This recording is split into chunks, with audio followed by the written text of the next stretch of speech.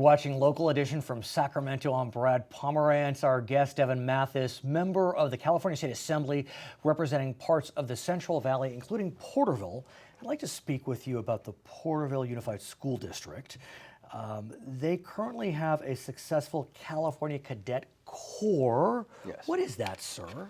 It's, what they're looking at there is just a school system set up based upon a more traditional military model, Right. which is designed to instill discipline and work ethic within the students. It's not a, hey, here's the pre-boot camp and Right. get you into the military. It's to more so on, here are things you need to do to discipline yourself, to become a responsible adult. And that's what they do, is they teach people how to be responsible. Right. And that way, a lot of them, and the success rates are tremendous for the amount of students that get out and go into college or into trade schools and are very successful. And you see a lot of this with like the Oakland Military Institute. And I want to ask you about that, because I know that that institute is a model that you and your colleagues in Porterville are looking at. The Oakland Military Institute is literally just that. It is a school for grades 6 through 12, I believe, and it is just like any other school that you would attend. It is a public school. It goes often through the charter system. Yes. And Porterville is looking to adopt a similar model. I mean, as someone who's in the military yourself, you must be very excited about the possibilities. Oh, absolutely. It's what's really fascinating with the model and looking at the demographics in Oakland versus Porterville. A lot of them are very much the same. We have Really? a high immigrant population. Interesting. We have a high Latino population, tons of low income, and we have a lot of people that are really struggling. I mean, not just from the drought, but I mean, just in general.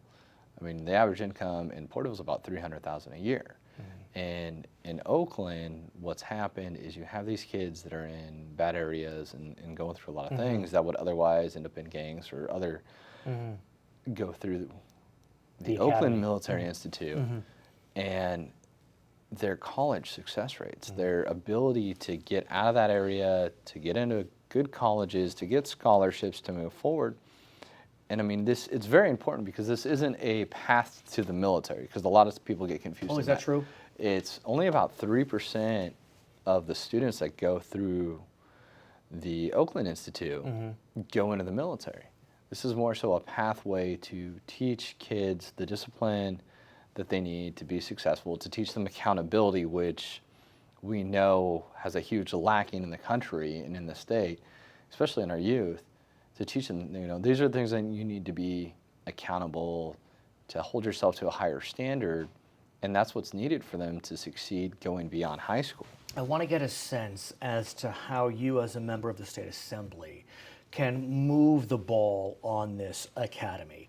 Obviously, you're passionate about it. Oh, yeah. It will cost $15 million, as I understand, to complete the project. Well, with that, though, with the $15 million, the local school district under Dr. Snavely have put together 2/3 of this. So $10 million is coming from the local level. Okay. So the ask to the state is, okay, can we come up with a $5 million one-time spending to get this done, to help this entire area? And one could argue that if any area needs assistance, I mean, look, everyone could use a little help. When you look in Tulare County in general, Right. I mean, you look at it, and we're top 5, top 10 at a lot of really bad things, and I want to see that fixed. Right. I want to see the education of my youth and of the next generation going forward. Anything that we can do to improve that, and to bring, I mean, when you look at Forbes standards of, lowest educated areas, we're in there, with people that have college degrees and stuff like that. I mean, when you're in an area where only 18% of the populace has beyond a high school degree. Wow. So let me ask, I mean, look, $5 million is a lot of money, but with a budget of, I don't know, what is Mr. Brown's proposed budget this year? $173 billion. $5 million could be seen as a rounding error. I don't mean to minimize dollars and cents, but you're not asking for a lot. Yeah, well, and even with the governor, he's the one that started Oh, right, the Oakland. Military He was the mayor of Oakland. So, I mean, we've had meetings with Pro Tem Kevin De Leon. Okay. I've had meetings with Speaker Rendon. Okay. Everything's been pretty positive, and it's kind of fun as a Republican to make the jokes like, hey, we came up with the 2/3. Right. Oh, right. I got it. 2/3 right from local. Right. To be able to get this, though. Right.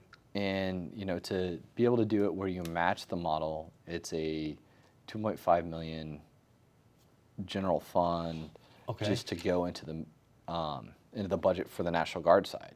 Because you have to provide the cadre through the National Guard to marry up with the Oakland model. I see.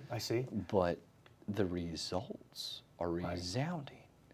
And to say, okay, the future education of our youth isn't worth that, to me, you can't make that argument. Right. So are you feeling positive about the possibilities of getting the funding you need from the state? I am, because I think looking at what we can do for the future generations to, you know, especially in our areas that have high poverty rates, that have, you know, people who truly need the help.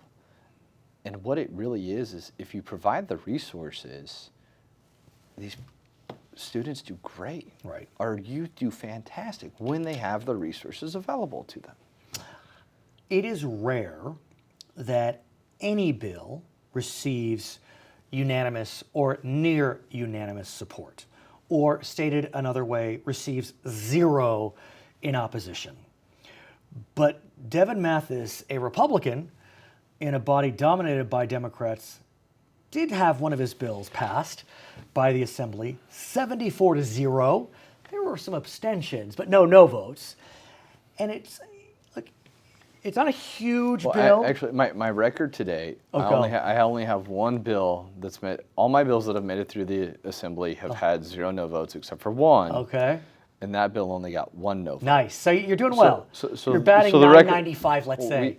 To have 9 bills in the Senate at this point, policy is pretty good. So let's talk about this one, though, because, look, it's not the biggest plan out there, but it is a small idea that can have a large impact. No, absolutely. And it focuses upon allowing recreational sporting organizations to use public school facilities in a way that is not, usurious. You know, you're simply asking that these public schools rent the facility at a reasonable rate? So AB 1557, and it's not just sports, it's nonprofits. Oh, okay, fair enough. So Boy Scouts, YMCA, Correct. these programs. The idea here is that as a parent, and other parents out there that are listening, when you're paying these monies to buy uniforms, to do this for practice, you're not doing that to create a revenue stream for a school. Right.